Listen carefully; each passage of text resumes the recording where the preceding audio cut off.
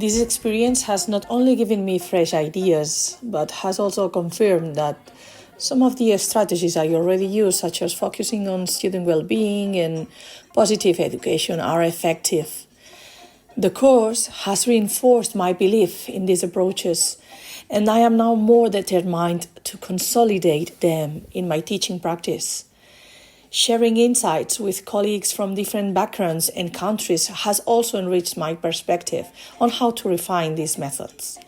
So thank you very much to all of them, to our teacher, and also to the Erasmus Plus Founding for making this opportunity possible.